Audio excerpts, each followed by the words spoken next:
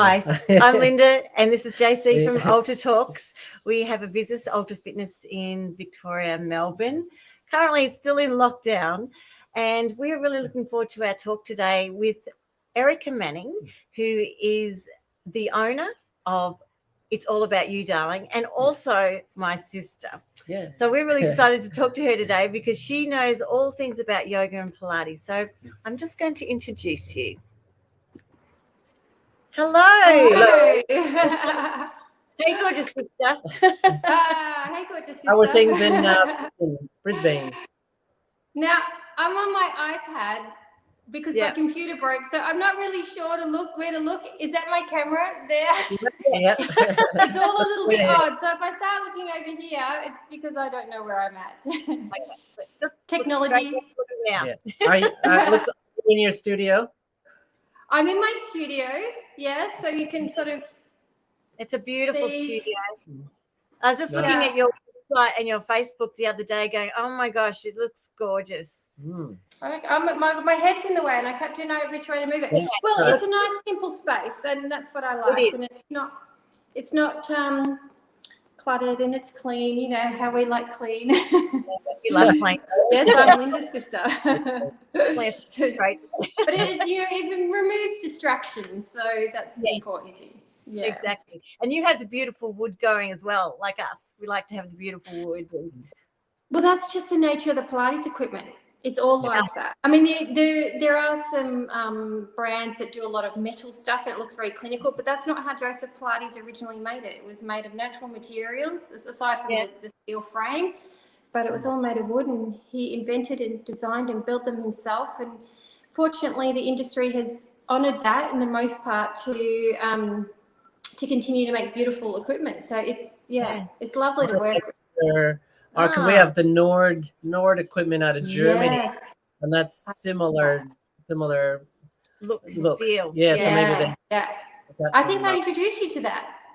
Yes, I think you did. Because me myself obsessed with the wood stuff. I'm going to check this stuff out. I love those little hand weights. Yeah. Luckily, we have each other. Well, that was a beautiful, actually, introduction. Just talking about who made the equipment that you use and how that honours Joseph Pilates. What a lovely introduction. I didn't know that. So I learned something new. Well, he was an inventor and he had thousands of patents. What is it? Registered for all his equipment, and it started from the most basic thing. I'll show you his first invention. Yeah. Okay. Is the Joe's toe? Oh, here we go. Joe's toe gizmo. So he designed this. So you put so that's my feet. So you put your big toes in there, and if you have bunions, and you know how they kind of stick out like that, and it's designed to help you to straighten those. And so that was his first invention. Oh, we need one of those. Yeah. To be honest, I never use it. It's a bit of a gimmicky thing. I mean, it does. I think it does help, but there are other things you can do with elastic bands and just we use elastic bands and things. Yeah, exactly. And use a TheraBand.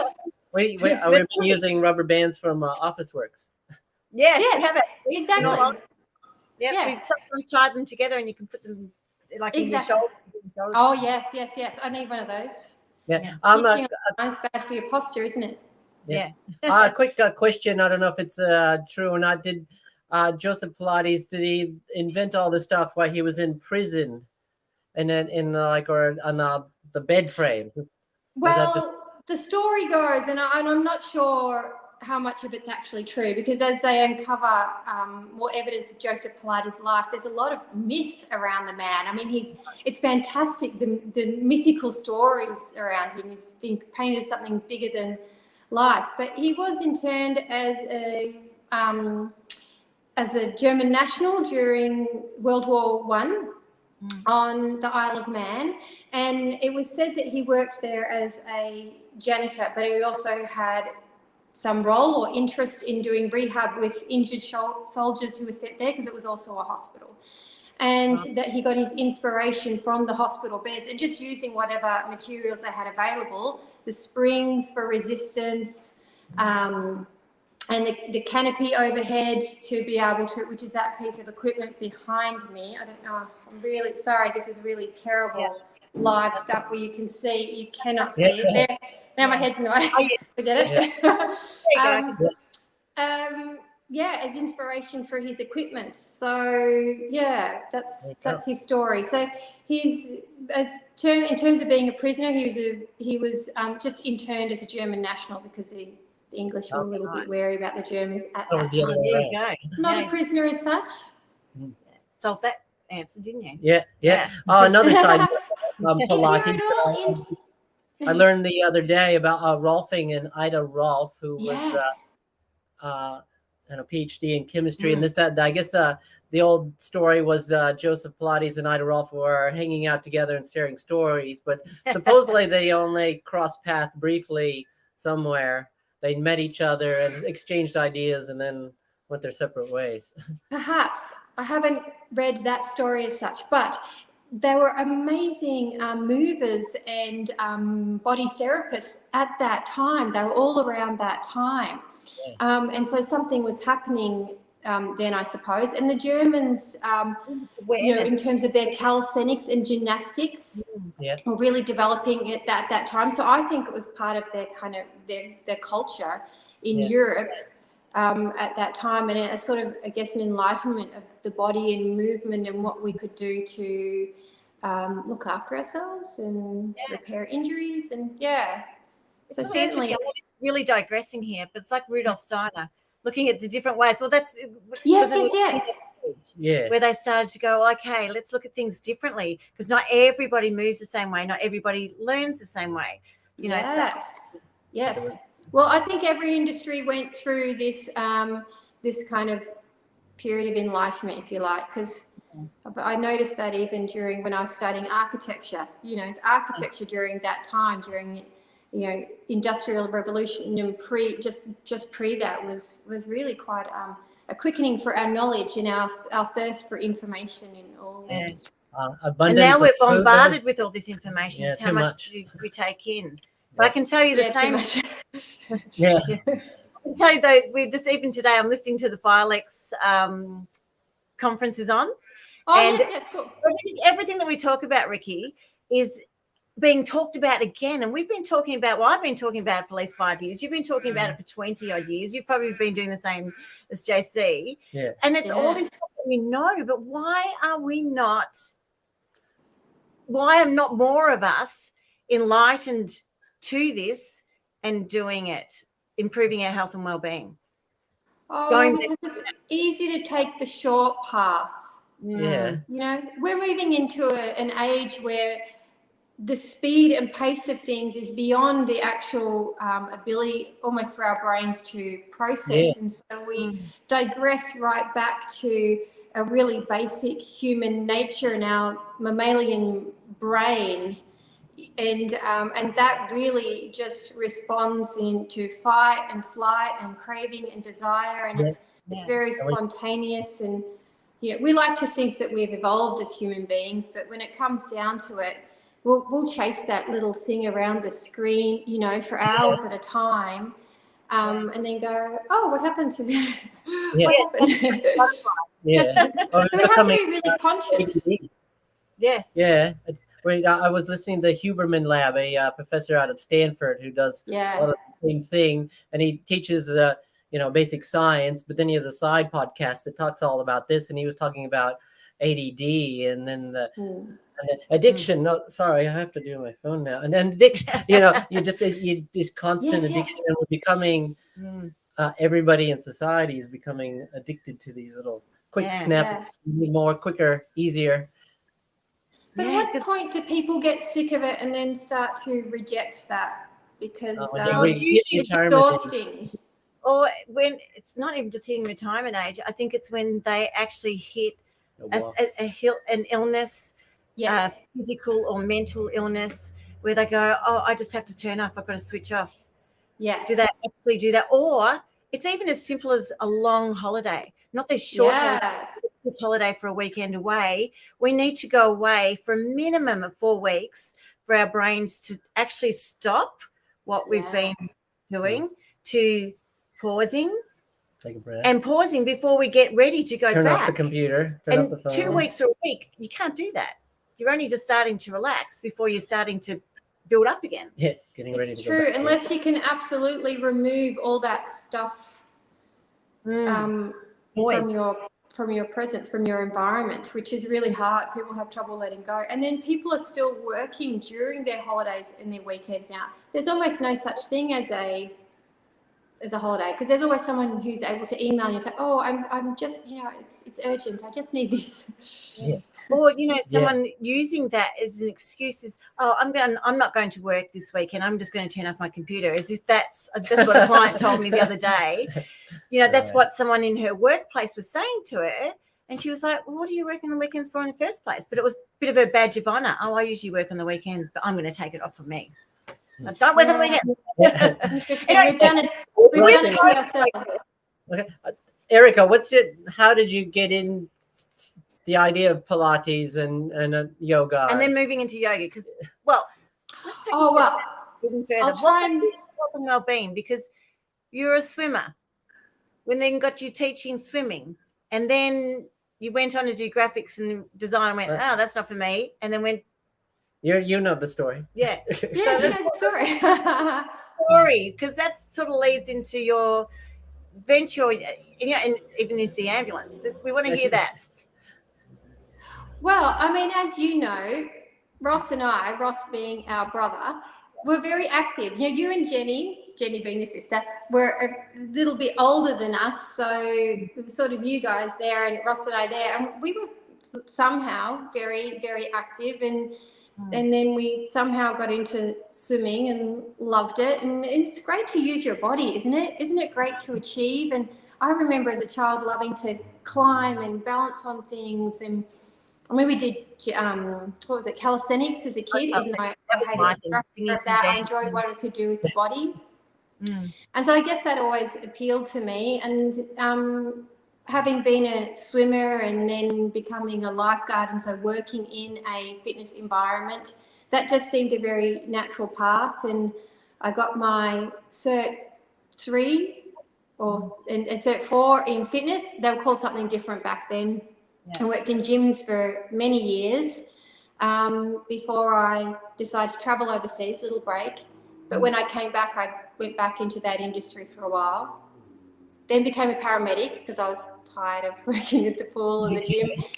But when after 10 years of doing that, and I still was involved in a bit of PTing and working around rec centres, because I always had a second job like that other woman. I always felt like I had to keep working.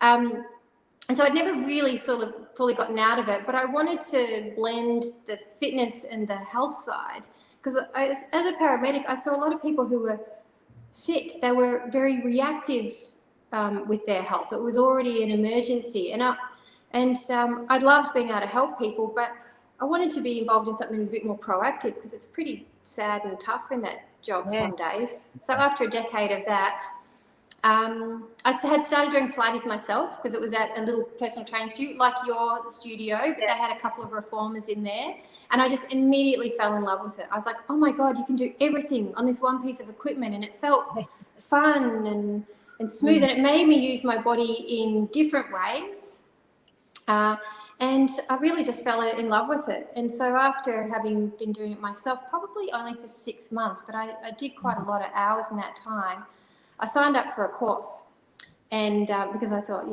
I want to be a teacher. I want to help people before they get sick or before they get broken. And that's sort of how I got into it. And I was very fortunate to have my own studio quite quickly in South Melbourne, and that was great. And then after 5 years of that, I went overseas, didn't I? I went overseas to Auckland for a few years, and when I came back to Brisbane, I got back into it again. In terms of the yoga, I've always done a bit of yoga. That's always been something. I've never been really great at it because I've got a very tight body. And so the flexibility of yoga was always quite frustrating. But my yoga teacher, I call her my yoga mum because she's very close to me. She says, Erica, blessed with stiffness, cursed with flexibility, meaning that when you have that stiffness, you have strength. Flexibility doesn't necessarily come with strength, and that's something you can work towards. Right. So that, in a way, was something that I felt was holding me back in yoga. But after that, after Nikki making that comment and having doing the teacher training myself, I realised it's more about the mind. It's not really about the body. We're just putting ourselves into postures that make us a little bit uncomfortable so that we learn to deal with that discomfort. And learning to deal with that in our movement practice. And I'm not saying move to hurt yourself. It is definitely, it's pain-free. The discomfort is the muscle discomfort, the effort. Yeah. And I can picture it myself because I found my new little yoga studio here in Through Road. Yeah. And that's exactly probably how I feel. It's definitely more mental and I am definitely uncomfortable while I'm doing it. But then I also feel like I've had a good night's sleep when I leave. Absolutely, because you're using your body. Well, and the mind and the body aren't separate. Sorry, JC? Oh, it's like a meditation. It's more like a absolutely. Yeah. And, historically in yoga, what we know of yoga today is a very westernized version. Historically in yoga, there was only about 6 or 9 postures, mostly around headstands, sitting in lotus, things like that, just sitting, being present. And they were to exhaust the physical body a little bit so that you could settle into meditation. And when you do meditation or shavasana at the end of yoga, how you can really feel the tingle or the zing of your body. Yeah. And being aware of the sensations of the body is one method of meditation, which I know as Vipassana meditation. It's meditating on body sensations, and it's about feeling, acknowledging and releasing these sensations so that when we're out there in the real world and we feel a sensation, say in our gut, and that sensation might be anger, anxiety, frustration, we've trained ourselves to acknowledge and release and let go. And that's, really what the physical practice helps us to get into the mental practice. Yes. See, when I was talking to our other sister and catching up with her beautiful daughter, Ali, our niece, Ali and I were like really loving our yoga and saying how we also find it's not just the physical movement, it's about the peace that we feel. Or for me, it's like I'm doing something good for myself. I've taken the time for myself. I'm thanking myself. And Jen didn't go, I don't get that side of it. I understand that because I didn't either until we were in New Zealand with you and we went to yoga in the morning finally came to me there. She was a good teacher. She is a good teacher, Kylie. Learning to turn off and just. Yeah. What's the difference between now with the yoga, like westernized yoga and Pilates? What's the difference? That would be a burning question from our audience out there. As in, what is the difference? Did you say? Yes. What's the sort of, I guess, your version of the main 2 differences of westernized yoga and westernized Pilates? And maybe how you use those together. Yeah, I mean, I try not to mix them up too much because I think each of them has a system. Especially, Pilates has a very specific system if you're doing the classical method, and it takes you through a series of exercises in a particular order. This is classical, by the way. There is another version I'll talk about in a moment. And with the classical Pilates, you practice each exercise in its order to the level that you're at, and then you eventually progress your way up from the basic to advanced. And there is just a pure mat workout, but a lot of it is on the equipment with the springs. With Joseph Pilates designed to support the mat work, because the mat work is quite gymnastics. It's very advanced when you get up to the complete workout. So in that respect, we use equipment to support people through, through the weakness or the areas that they struggle with. That's what the equipment is for, to help them build the strength to do weighted exercise. Okay. In terms of yoga, there are styles of yoga that use some equipment, blocks, straps, some of the ropes on the walls. but it's quite a different set of exercises, I suppose, because it was really designed around, how can I say, around those original postures, which was the headstands and the lotus, that sort of thing, and not necessarily developed with the physicality, the healthy physicality of the body and mind. Does that make sense? Because some of those postures are crazy, right? Some of the more advanced ones, and people can work towards them, but maybe these days modern Western bodies aren't necessarily designed for all that hip opening work and that kind of thing. Where Joseph Pilates specifically designed it for alignment, and the precision of movement and the balance of muscles. I don't know if I explained that very well, but I mean, that's just... That made sense. Because another comment, we should probably, if you have a comment, I always have forget a question for Erica, don't hesitate to give us a quick chat. That there was another question from somebody else that wanted to know that Pilates is just about the core. You're turning on your core. Well, That's what they thought. They said, "Oh, with Pilates, it's just about your core, isn't it?" That's been the reputation that it's developed over the years. One particular Pilates family or school that I'm involved in, Polestar Pilates, don't like to talk about Pilates that way, and I agree with it, because it's very limiting. People think they just have to do a lot of abdominal work, but what it's about is developing the uniform muscle development that provides alignment, balance, and control. Now, most of our movement needs to come from what Joseph Pilates would call the powerhouse. You might call it the core. In Tai Chi, they might call it the Chi. It's this, area of sort of, here. But I often talk about the core of the neck, how we look after the neck. There are some deep muscles in here that stop our head from falling backwards and forwards. Or I might talk about the core of the shoulders, which might be to do with rotator cuff and the whole shoulder girdle. There is the core that can include the buttocks, because that helps stabilize the hips. So I guess we like to think it a bit more broadly, because the core is simplifying it a bit too much, and people think, I just want to do a lot of abdominal work, and maybe I want to add a lot of butt work, which seems to be what a lot of those big reformer classes do, tummy, hips and thighs or something like that. Yeah, that's quite common. Then on that note, what's the clinical Pilates where only a trained physio can run the class or teach? What's the difference? Well, I think that's also something that has provided a bit of confusion. I guess the term clinical Pilates was invented by a physiotherapist in South Yarra, and he's a very good physiotherapist through Dance Medicine Australia, and he started a whole stream of Pilates called clinical Pilates, and he invented his own equipment, which is a little bit different to the traditional equipment,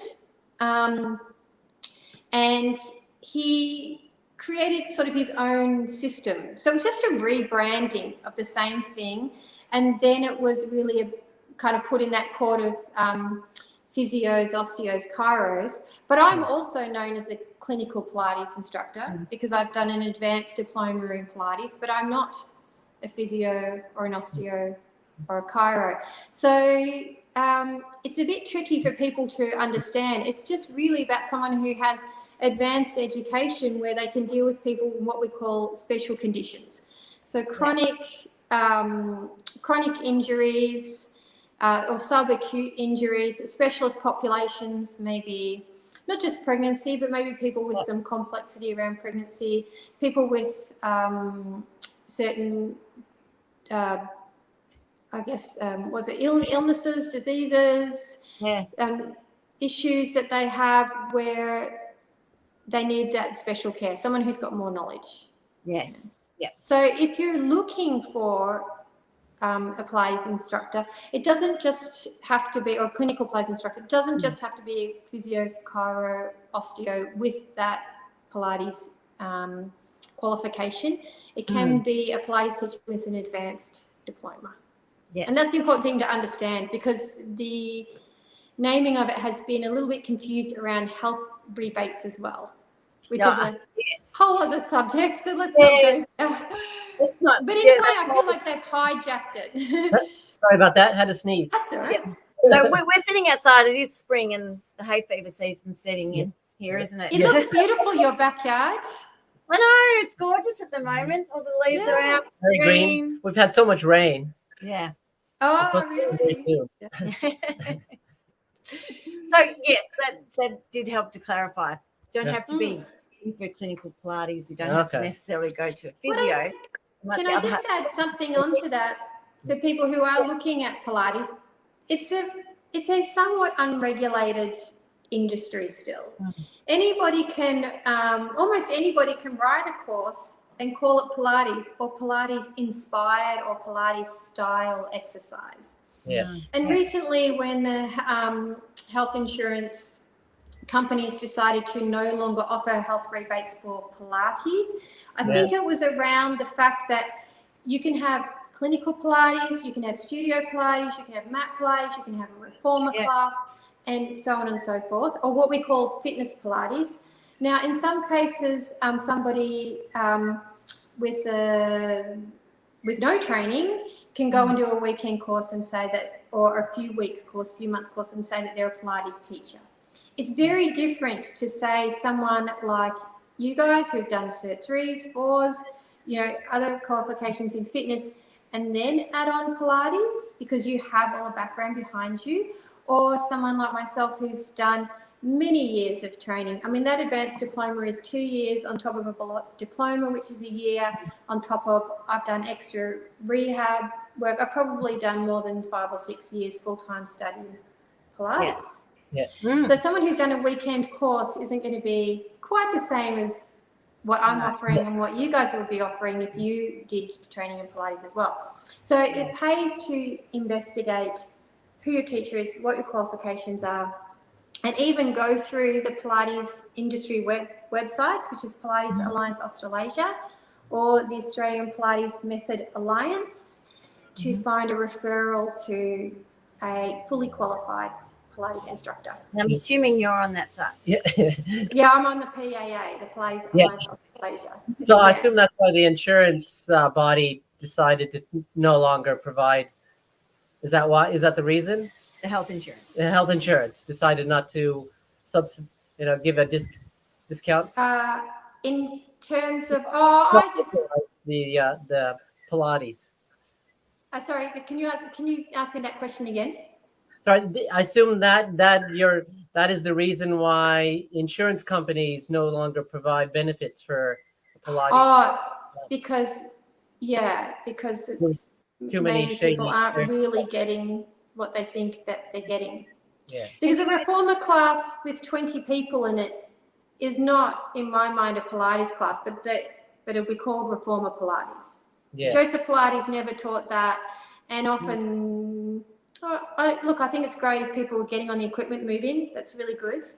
Yeah. But to call it something that it's not is it's sort of like our industry too, Ricky, because you actually don't have to be with a fitness industry to continue to be a personal trainer. We see it as very important, and we see it's very important that we have continual learning. So we have joined Fitness Australia, and then we do our CEC point. We're continually learning. But in actual fact, our industry is not regulated enough to say you have to be with the industry and have continual learning. You can get away with a personal trainer with never having to do that again. Well, you can get away with not even having a Cert 4. You can even go without Cert 4. Yeah, exactly. I know, right? Yeah. Come to me and do some burpees. Yes, we see that a lot too. So, searching out whenever you're looking for anyone, whether it be yoga, Pilates, personal training, do your research. Go in and have a look and see who's qualified, what extra activities are they doing, Are they Yes. aligned? Are their principles aligned with the industry that they're working in? Rather than just saying, I'm a Pilates person. Yeah. You know, it's Don't part go of our just on courses. budget. Don't Yeah. go, oh, well, you're too Yes. expensive. Sorry. Yeah. Yeah. Well, you might as well just go and eat Because like you McDonald's said, you've instead. done 5 to 6 years of training. I would imagine in your 30 years, you've probably done at least 30 years. Yeah. 5 to Yeah. 6 years. Well, you know, I started when I was 19, working in the gym, PTing, Yeah. and I'm still registered with a fitness body as well. So it's not Fitness Australia, but it's called Physical Activities Australia, which was previously VicFit. So that's Yeah. showing my age. That was back in the 90s, or the Yeah. late 80s actually. And the accumulation of information over that time, because whilst that Pilates training is just that amount of time, Yes. then there's the gym stuff beforehand, and it's the lifetime of putting it all together, isn't it, JC? Oh, yeah. And you just someone who goes off and does it. Relearn what you learned before. Yeah, and someone who just goes off and does something online, which you can knock off in 4 weeks with a really inferior provider that just wants to take your money and give you a multiple choice. I mean, to be honest, I don't think those trainers last very long because they feel frustrated. They go out and get more information, or they quit because they're also, their clients can tell. Yeah. Agree. And that brings me to also with yoga, because you've got to top that on top of that as well, because you didn't just do like a weekend course or a 6-week course, did you, for yoga? No, I did mine over a 3-month intensive. It was one of the hardest things I've ever done. And I did it with Knopf Yoga, who do most of their training up in Cairns, but they do a lot in Melbourne. And Nikki, who's 85 now, and James, well, nearly 85, and James, close to 70, still teach and do teacher training all over the country. And they were traveling overseas to do it as well. Yeah. They said I'm the only one that's ever done that, because I did courses back to back. Yes. I was the only one to ever do that much. And it was really hard. And I'm glad I did it, because to go back and do that, do another layer on top of that would be challenging. I could still go back and do more and do advanced and masters, but I'm happy where I'm at the moment. But I put in the hard work and the time, and you have to do that, and you have to feel it in your own body. You have to do it with anything, don't you? Yeah. But I could have just gone and do a course that was a few weekends, but I specifically chose one that was going to be hard, that I knew was going to be, because, and the difficulty was that they are very strict teachers. They expect you to do the work, and they want to teach you as much as you can possibly take in that. I remember meeting Nikki with you up in Cairns. Oh, yes. And she said, She's amazing. You're not like your sister. She needs to do yoga too. Yes. Honestly, you should go and do it. Oh, even if you just did the Discovery, which is the Discovery course is 5 days with them. And even if you don't want to teach yoga, it doesn't matter. You go there and you do 5 days of the intensive training, and you will come out a new person. You will have a new respect for yourself, for movement and yoga, and you'll never look back from there. It is just the most amazing experience. Yeah, it's a discipline, but a movement discipline. But also, it's mostly about the mind. That's where I really understood what yoga is about. It's not about the poses and the movement and and the music, anything like that. It's just being present in your body and breathing, just being there, no matter what, no matter the discomfort. Even if it feels fantastic, don't get too attached to it. Just be there, observe, next pose. On that note, have you done or heard of there's Alexandra technique, there's Feldenkrais, and there's the other one, Franklin technique, that are all sort of similar, like slow movement.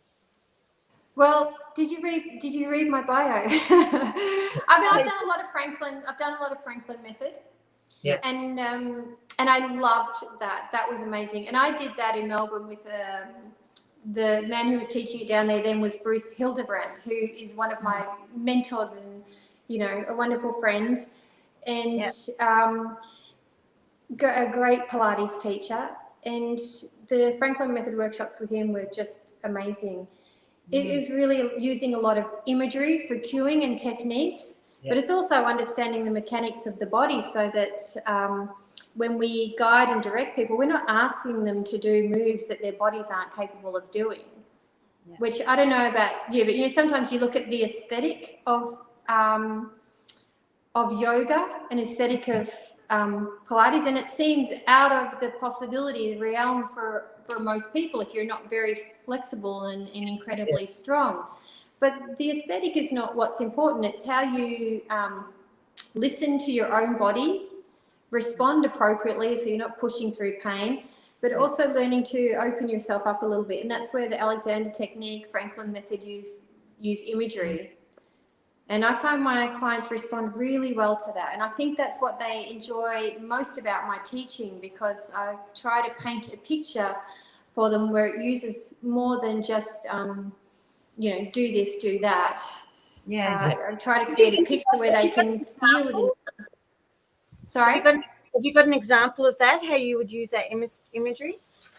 Oh, I might talk about, let's say we're doing lying on your back.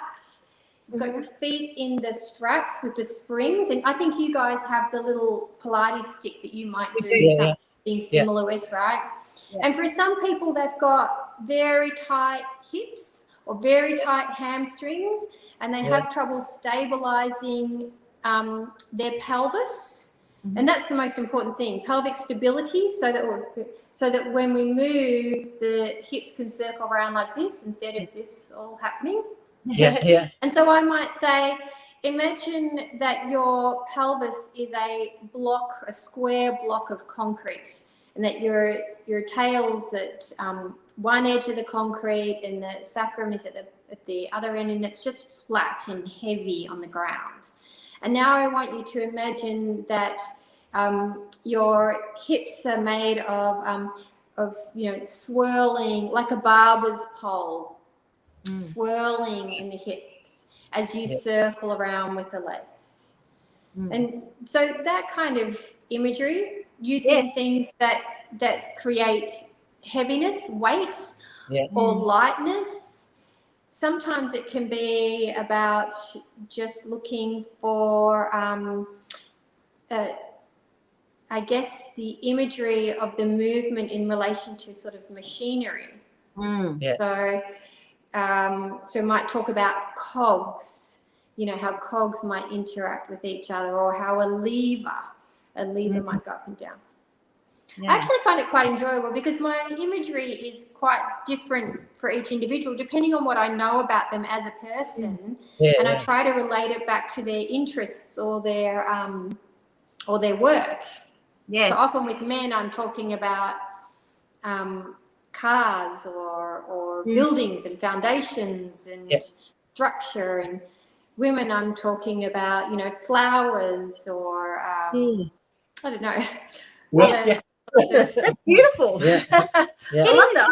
I think I'm going to be able to incorporate that a little bit more into my own sessions with my clients to give them that sense of where they are. And I think they would find that beautiful, you know, the whole thing about opening up and things like that, rather than being more clinical about it, saying this is what muscle we're working on. Yes, that's right. Just squat. Just do a push-up. And look, you still have to be aware of those personality types. You know how you have the visual learner, the audio learner, the kinesthetic learner. Some people I could give the imagery and they're like, I don't get it. And so I just say, go out and come back in. Out, up, down, in. And that works for them.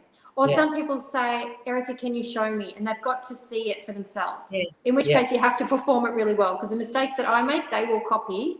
So, and other people just want to close down their eyes and listen and feel it. Or really hands-on. I mean, that's sort of something that's been really difficult during these times where we have to keep a bit of distance.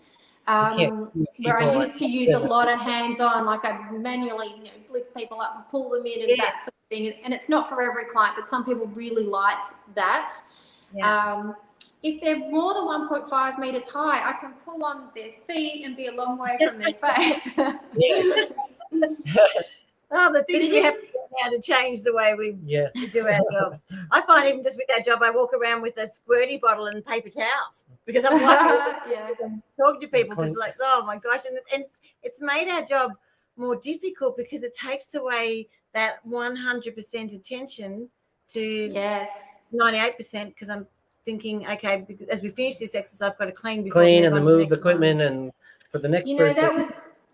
That was a big reason I started this studio. It's all about you, darling.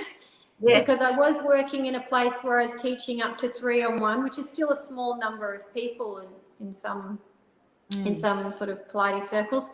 But I felt so stressed in wiping everything down because I was so busy doing that I couldn't watch everyone, and I felt like I was missing things and not really giving them their best. And I thought I need to go one-on-one because then I can solely focus on them. I can really focus on their needs, take that anxiety away of other people being in the space and the whole cleaning, frantically cleaning. And someone come in and then clean and then someone else new comes in. And you can and I put a 15-minute buffer between classes, which honestly I did it because I felt like that was the right thing to do with cleaning and allowing the time for the equipment to do what it needed to do with the disinfectant and let it dry. But actually it was a godsend for me because it just enabled me to change my hat. One client, the next client, I feel like I'm a much better teacher just by giving myself that 15-minute mental break. You have a time to take a breath and instead of just thinking the other, you get all mixed up and confused. And but that's the luxury you have when you work for yourself. I don't think anybody else would allow me to do that in another studio. No, and and it's the same with us too. It's hard to manipulate that 15-minute break in our days, so we don't have that. But we're thinking as we move forward, what next is how we're going to reschedule things. Reschedule things, make time. It's more time efficient, and like you said, and look, I'm getting older, so I feel like I don't have the same energy as when I was a young teacher. And I also realize I'm a better teacher when I work less because I can be more creative, I can be more engaged. I'm not, kind of running out of energy. But as when people join the industry as young trainers, these are hard things. You have to work on somebody else's time schedule. So it's really a luxury what I've got now and what I've created. But I find it the most rewarding time. It's interesting you say that though, because you've done everything. You've been into a big gym, you've worked for other people, you've had your own first business when you were in South Melbourne, then you had some time out and you went, is it Pilates, moved into yoga. So you've got all these experiences that came to, it's all about you, darling. Because I remember when you first moved into Brisbane and you moved in with the physio company, and it just wasn't sitting well with you. And you said, but I don't want to go back into my own business. But then all of a sudden you went, I'm going back into my own business because everything sort of made me together going, I can make this work. I can work for myself. I can make a decent living out of it. I can make it all my own again. Do you know what it was really too? When I quit at the other place and I thought I need to go get a government job so I can have a decent income because COVID shut me down completely, and it still does when we have lockdowns here. But and that was a bit of and still is a bit of an angsty thing at times. But I've come to terms with that. But when I left the other place, there were some clients who just said, "No, well, you have to keep teaching me. I've got this issue or that issue, and I don't know where I'm going to go, and you're so important to me. I need to do this." So I said, okay, to a small number of people. Okay, I'll do a few at home. And when I set it all up at home and I had my own space, and it was a lot quieter, the clinic was so busy with people and noise and all this sort of stuff, and a lot of people coming and going, that when I just brought it back into my own home, and then I could really just focus on them and progress them a lot more. I just felt this huge sense of peace that I didn't realize that I needed. You know, I didn't even realize how frustrated I was at the other place until I took all those things out and went, oh no, this is great. I really do love it. I really do want to do it. So sometimes the environment kind of disturbs things a little bit until, you know, you can take yourself away and adjust. And then you go, oh no, this is fantastic. So you've got to have longevity in your career too, right? So yeah. Well, we just talked about that the other day, about having times of JC's reading this book about longevity and how we now live lives, you know, the average age now is in 82 or something. And how we had 3 stages of life. So there was, you know, your education time, then there's the work, and there's retirement. Whereas now retirement is so much longer and people aren't retiring so much. It's all about having little sabbaticals on the way.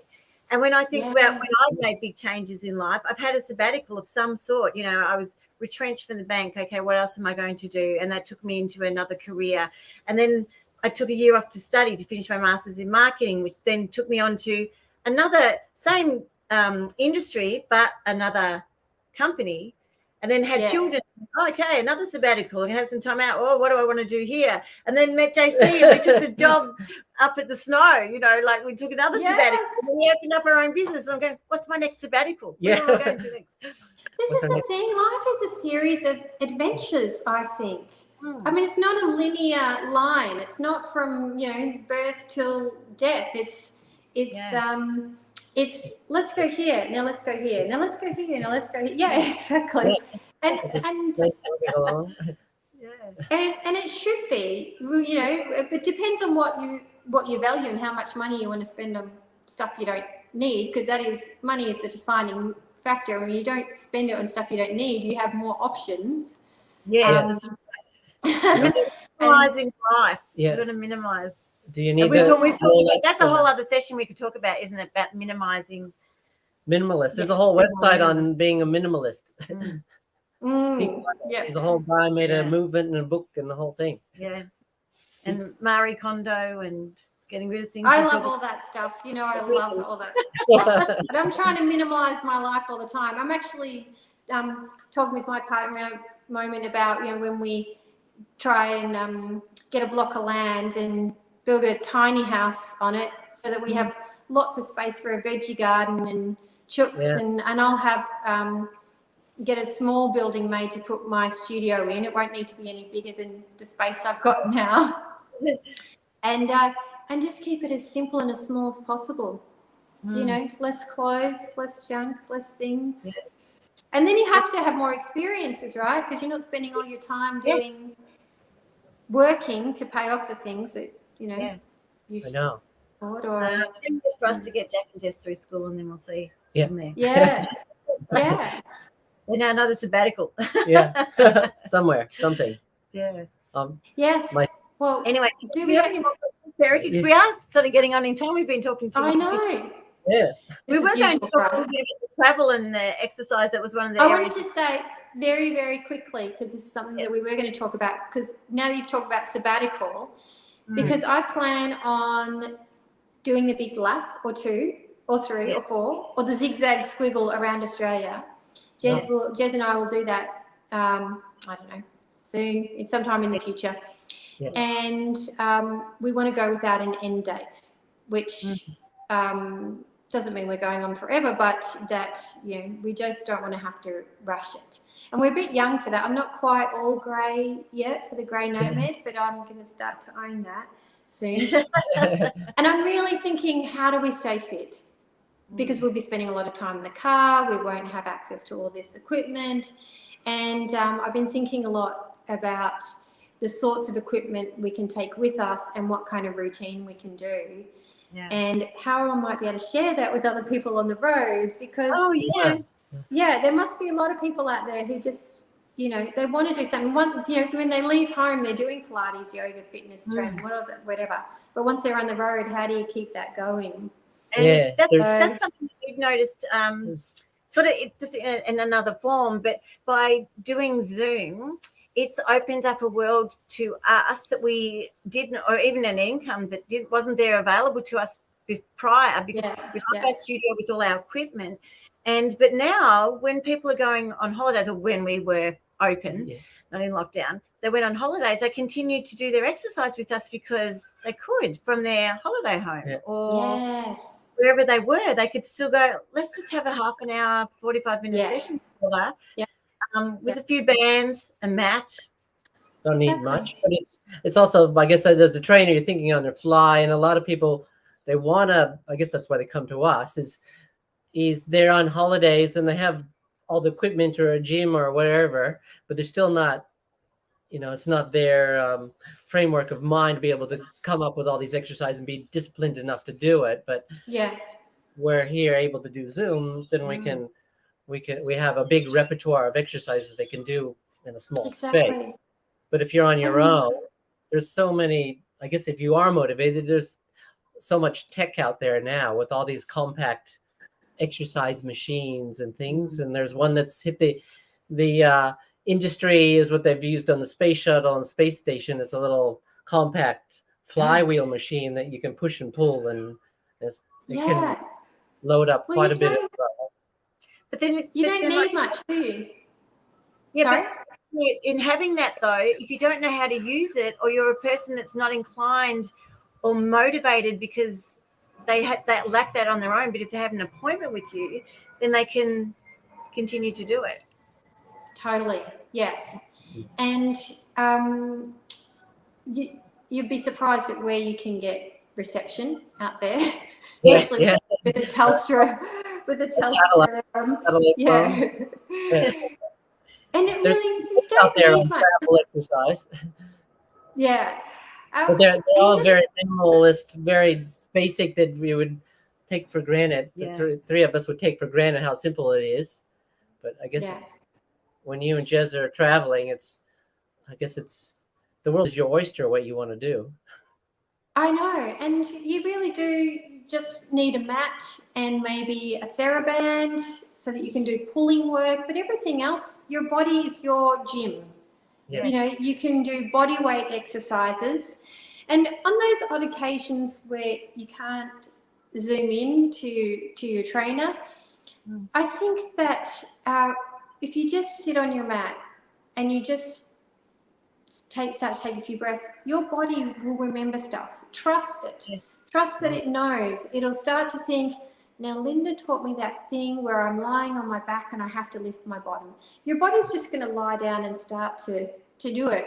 And then you can have a little notepad beside you to write down if you have any questions, like, oh, I'm sure Linda said something about this. So maybe just, when you get to the next Zoom session, you can check in. And that's what I say to my clients now. Trust your body. Lie down on the mat. It's just going to start to do something. And then it's going to start to do something else. And then it's going to start to do something else. And it doesn't matter if it looks like Pilates or yoga or the exercise you've done in the gym. If you're moving, it feels good, so there's no pain. Then it's all great. Maybe you can work out the Erica method or the JC method. You create your own little thing, and you just push and pull stuff around.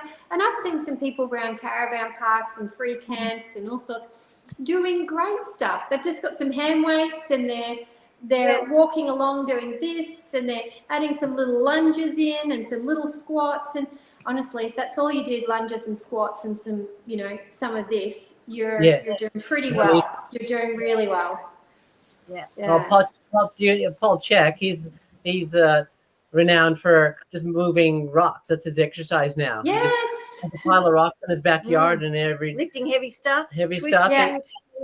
I was picking up some logs that we were going to burn for firewood the other day, and like, Jez, this is my workout. I'm doing my squats. On my shoulder. It was fun. It was funny. You and JC are so much the same, because he'll find anything. He's out there in the veggie patch, and all of a sudden he's doing squats and push-ups. You can do it. You can do it anywhere. It's so true. That's what as we always say, you just got to keep moving.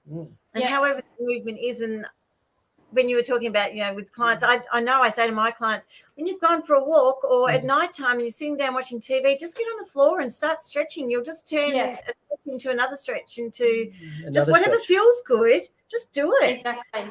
I think people are afraid because they don't remember or they think they might do something wrong. But Yes. you really, Trust if it's your not own body. causing you pain, you're not doing something wrong. I feel that's a pretty basic general rule. And you don't overdo it. You know, you can always do more later or the next day. You know, this is particularly for rolling with massage balls and things like that. But I know. Funny you should say about the massage ball, because you know when I was up with you and JC's sister, Michelle, we were up there and we did a session with you, and we did the spiky ball or the massage ball. We did a whole hour of it. we did a myofascial release. Yeah. It was amazing. I felt so good after that. And I always say to my clients, because I remember you saying to me, we can roll over, but don't do it too much. We don't want to damage ourselves. So I always say, you know, keep the massage ball under your chair, but just give his feet just a roll every now and then. You know, just give it a bit of pressure, but don't do it for too long. Whatever you do, don't do it for too long. You'll damage yourself. Yeah, well, you just don't want to overstretch things. That is an issue. Yeah, and you can always come in and put in more tomorrow, but sometimes you can destabilize yourself by over-releasing. That's why strength work is important. I think people don't realize, especially if they're doing yoga or a sort of yin yoga type thing, which is fine. I'd say once a week, that's probably a good thing.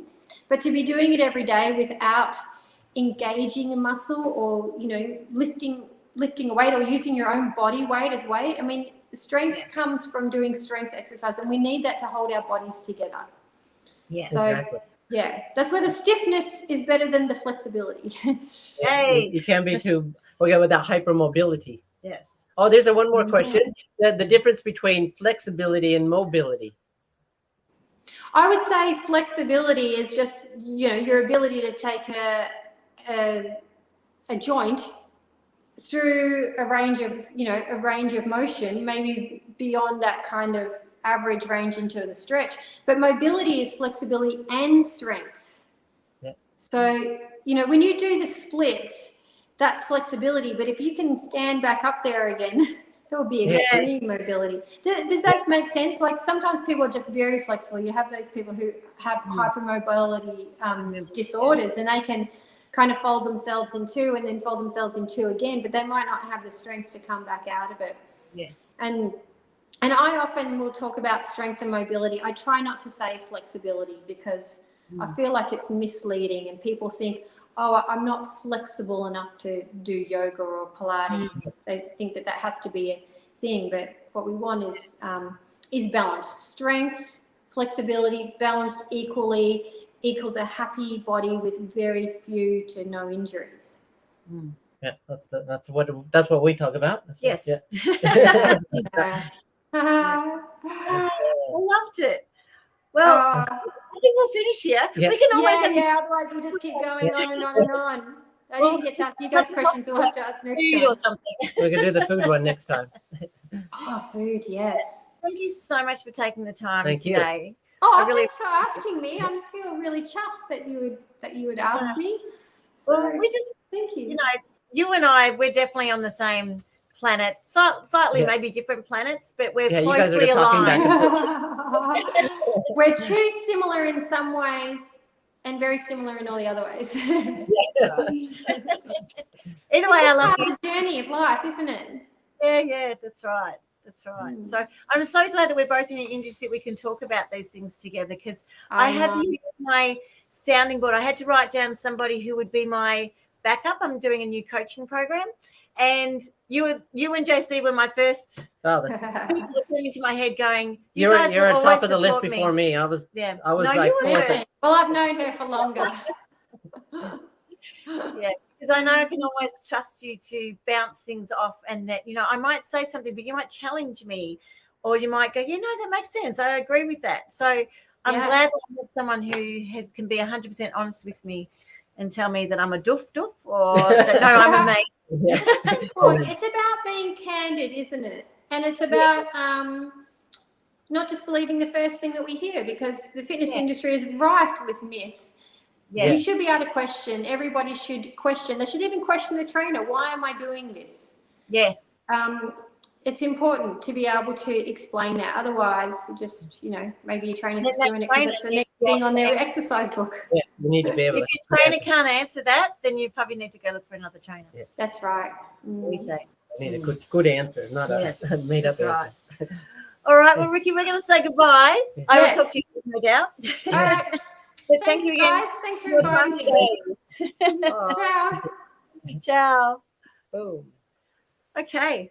Oh, that was amazing. Aw, that was fun. I love talking to That was you. amazing, you guys talking back and support. I know. For once, you hardly got a word in. I know, did I you? couldn't get a word in. I was like, But it was really good fun, though, wasn't it? yes, it was. Yeah, I really enjoyed it.